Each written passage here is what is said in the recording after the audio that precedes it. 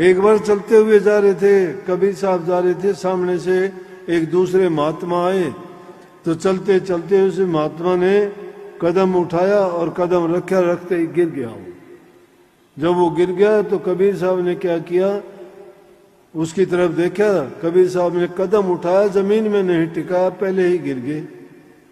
पूछने लगा, एक बोला जी क्या कोतक था, मैं समझ नहीं पाया, क्या बात थी ये। बोला कि वो गिर गए और फिर उठ लिए अपने आप, उठाने की जरूरत ही नहीं पड़ी, और आप भी सब ठीक ठाक चलते हुए गिर गए।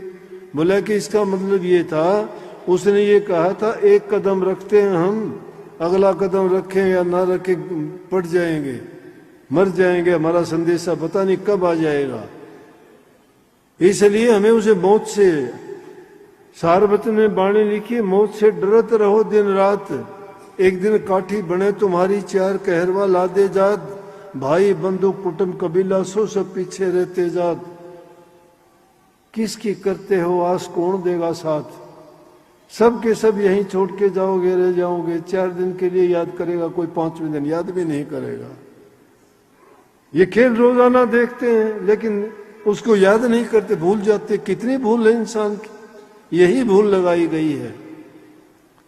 अरे जो काम करना चाहिए वो नहीं करते, भूल, अगर वो काम करते हैं तो इसे रोने धोने में हमें क्यों बार बार।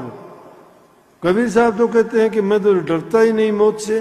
तो कबीर साहब कहने लगे, भैया मैंने एक कदम उठा के वो नीचे नहीं रखा, उससे पहले मैं यूं गिर गया। मैंने ये कहा, अरे तूने कदम तो रख दिया था, मुझे तो इतना भरोसा भी नहीं है कि कदम उठाऊंगा तो दूसरा जमीन पे टिक पाएगा या नहीं टिक पाएगा। ये मशीन सांस के द्वारा चलती है और इसका जो से किसी को पहले पता नहीं है। तुम ज्योतिषियों के पास, पंडितों के पास, महात्माओं के पास जाके पूछते हो ना, जन्म पत्री बनवाते हो, ये बनवाते हो कि देखो बताओ इसका कर्म कैसा है, इसके क्या क्या इसके जीवन में घटित होने वाला है, क्या इसके अच्छे दिन भी आएंगे या नहीं आएंगे। और बताने वाले बहुत बताते हैं, आपको लिख के पर्चे देते हैं। क्यों भाई, परमात्मा ने दफ्तर खुलवा रखे हैं क्या उनके किसी के? कभी काट ली उसने विकंसी के मैं इतने दफ्तर खुलवाऊंगा इंसानों के ये बताने के लिए। किसी के तुम्हारे सर्प काल दोष हो जाता है, किसी का सर्प दोष हो जाता है, किसी के कोई मूड़ों में पैदा हो जाता है, किसी को पता नहीं और ऊट पटांग बात, किसी का घर का वास्तु खराब हो जाता है। अरे जहाँ 3-3, 4-4 पीढ़ी झेली है उस घर में, जब तो वास्तु नहीं थी, अब वास्तु कहाँ से आ गई? जब सारी खुशियां थी अब वो वास्तु कहाँ से आ गई उसमें?